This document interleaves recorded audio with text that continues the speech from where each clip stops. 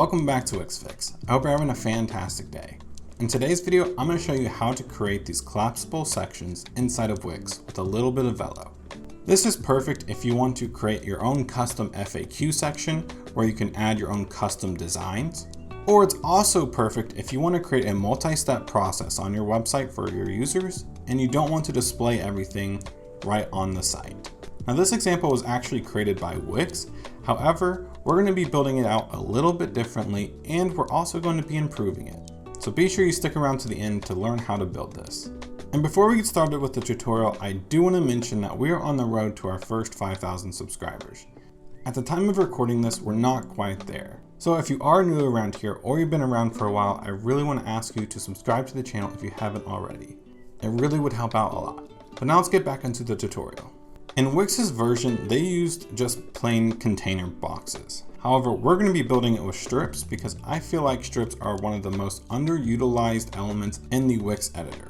Strips help you separate your website into different sections that are just easier to edit. So we're going to be doing that in our example. However, if you prefer to use boxes, you can also do it this way as well. Just instead of adding strips, just add boxes. But let's go ahead and start building it out. So the first thing I want to do is add a strip. We're going to remove the background color completely. And we're going to set the height to 120 pixels. Next, let's go ahead and add a box. So we're going to go to add, we're going to go to box, and we're just going to drag this one out right here. Let's go ahead and make the width about 700 pixels in wide, and the height we're going to set to 80 pixels. And we're going to move it up into our strip, just like that. And we're going to press the arrange button and move it to the bottom. Next, let's go ahead and press the design, customize the design, and add a shadow. I have found that the best settings for a shadow is 1 for distance, 5 for size, 15 for blur, and 10 to 15 for opacity. The next thing we want to do is add a plus and minus sign. Now you can add images or you can find icons online for this. For this example, I'm just going to use a couple images. So I'm just going to paste them in just like that. And we're going to shrink them down quite a bit, so about 20 pixels each. Next, let's go ahead and bring them into our box.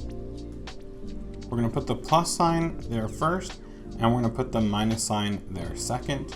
And if we bring up the toolbar, we're going to make sure that the minus sign is on top, which it looks like it is. The next thing we need to do is add a button. So what we're going to do is come over to add. We're going to come over to button. And let's just drag out one of these buttons right here. We're going to make it the same height and width as this box, so 700 by 80. And then we're going to customize the design. The first thing we want to do is remove the background color completely.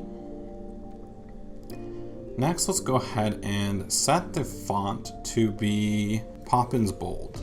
And we're going to change the color to black. And let's also set the text alignment to the left. Then if we come over to layout, we can set the alignment to the left for the text, and we're gonna add about 20 pixels of spacing. And just so it's easier to see, we're gonna go ahead and raise the size to about 20 pixels. And make sure that hover, there is no design changes. So what we're gonna do is come over to regular, press this little 3 dots and press apply to hover.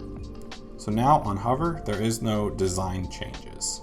Great, now we can go ahead and put this inside of the box just like that. Next, let's go ahead and design the section that is going to pop up whenever the user clicks this button. So what we're going to do is come over to add, strip, and just drag out this basic strip right here. Just like before, we're going to remove the background color completely. And just like before, we're going to add another box. However, with this one, we're not going to add the shadow. Instead, we are just going to make sure it's the same width as our button. And we just want to bring it down low enough to where we can actually place content inside. For this example, let's just say you want to have some text, and maybe you also want to have a paragraph. And maybe this is something like a tutorial or a lesson or something. So you want to have, maybe you can have a video, you can also have some audio. So maybe we can just have a quick little audio player, just like that. And then over here on the right, maybe we can have a quick little image. And so this design is a little easier to see, I'm actually going to change the design of the background to a lighter gray, just so it's a little easier to see. Next, I'm going to bring up this box a little bit to remove some of the negative space. Then I'm going to bring up the strip. That way the strip height is the same as the box, just like that. And let's say this is going to be a step-by-step process, so we actually need to change the button to step 1. And maybe this heading can say instructions. Now that our design is complete for one of our items, let's go ahead and start coding it. In order to do that, we need to come over to dev mode and turn on dev mode. Now we're going to have access to the coding panel and the panel where we can name elements on our page. And that's actually step 1. We actually need to name different elements on our page. So what we need to do is select this button. Let's name this one step 1 collapse button. And as you can see, we are using camel case, which basically means the first letter of every word that comes after the first word is capitalized. This is how you name your elements on the page when you are coding. The next thing we need to name is the plus and minus button. And both the plus and the minus sign are hidden behind the button. So we're going to go ahead and shrink the button width a little bit. That way we have access to our plus and minus sign. So right now we have the minus sign selected. For this one, we're going to call it step 1 minus sign. And we're actually going to set this one to hidden. And just for now, I'm going to go ahead and move it over to the left, and I'm going to grab the plus sign. For this one, we're going to name it step 1 plus sign, and we're going to leave it as is. So now let's go ahead and put back our minus sign. We're also going to grab the button and make sure it stretches all the way across the box, just like before. Next thing we need to do is name this strip. Now, if you're using boxes instead of strips, you're going to want to select the actual box and not the strip. But since we're using strips, we're going to select the strip, and we're going to name this one step 1 collapsible strip. And for the default values, we're going to set it to collapsed. So then when we click off of it, you're going to notice that it's going to have these diagonal lines across it, signaling to us that when we preview it or publish the website, this is no longer going to be shown. Now it is time to actually add the code. For now, I'm just going to go ahead and delete all of the filler notes that Wix provides us. That way we just have a blank slate. So the first thing we need to do is actually set up an on-click event for this button. So we're going to do $W. We're going to do the apostrophe, the hashtag symbol, and we're going to call the button step 1 collapse button. Then we need an on-click event. So we're going to press the period on click, just like that. And it's going to create a small function for us. So we're going to put some parentheses in here.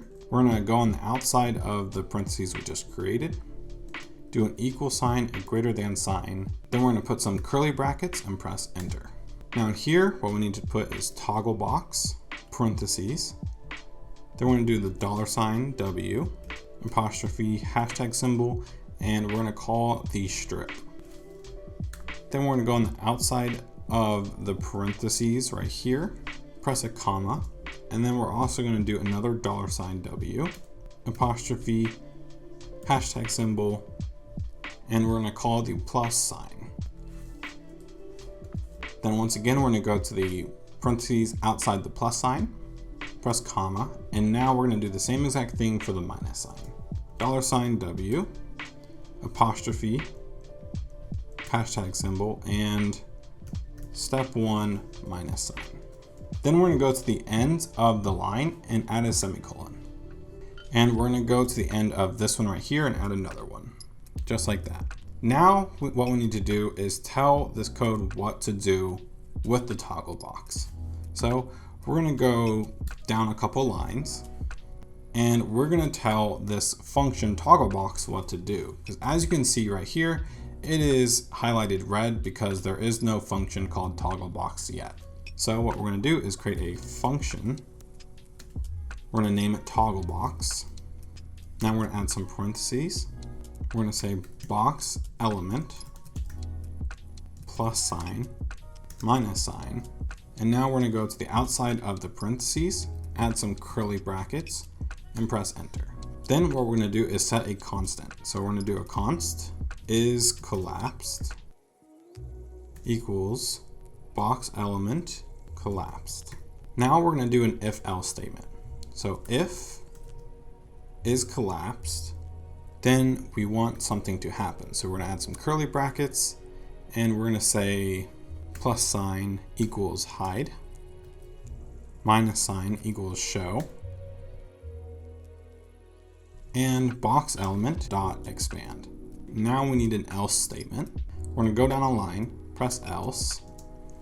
Then we're going to add some more curly brackets and we're going to tell here we want the minus sign to hide. We want the plus sign to show.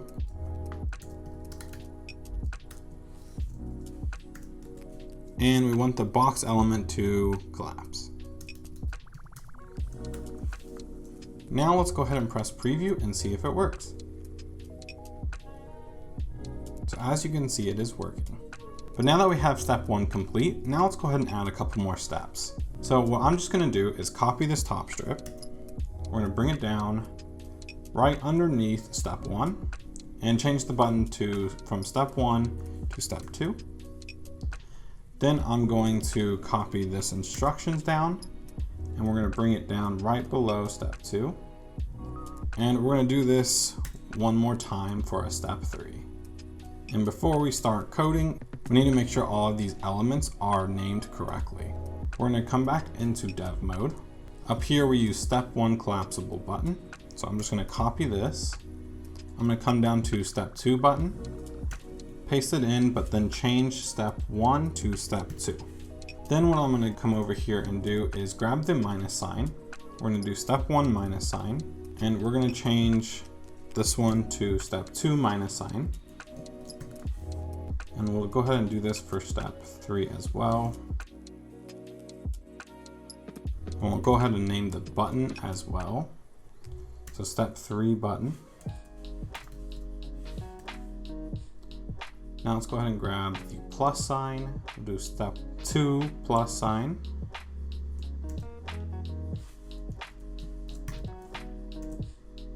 And we'll do step 3 plus sign.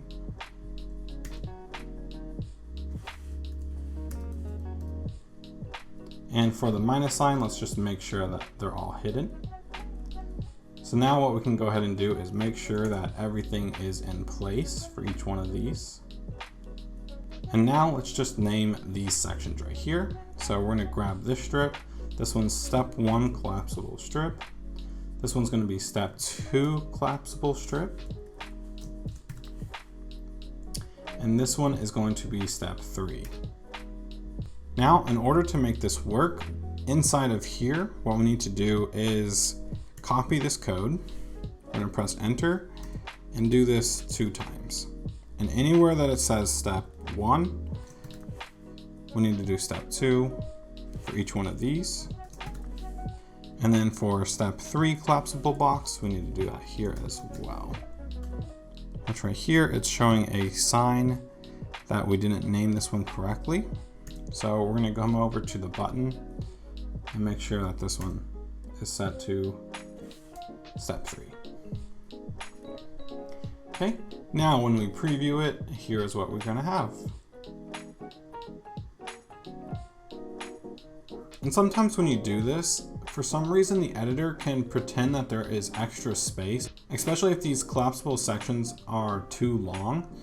Then you can create like this effect where the page is super long for no reason. And that's because sometimes the editor still considers the height of each one of these sections. Even though the section is technically hidden and collapsed, you can still find yourself having this unwanted space. And this is something that actually Wix forgot to do in their own tutorial. Basically, the easiest way to fix that is just click the page, hover over this little thing and double click it. That's going to automatically remove the hidden space that's underneath it. And that way you get this effect right here and you don't have any unnecessary scrolling. But that basically wraps it up for the video today, guys. If you guys did enjoy, please consider giving this video a like and consider subscribing for more Wix Fix content coming out really soon. Thank you guys again, and I'll see y'all in the next one.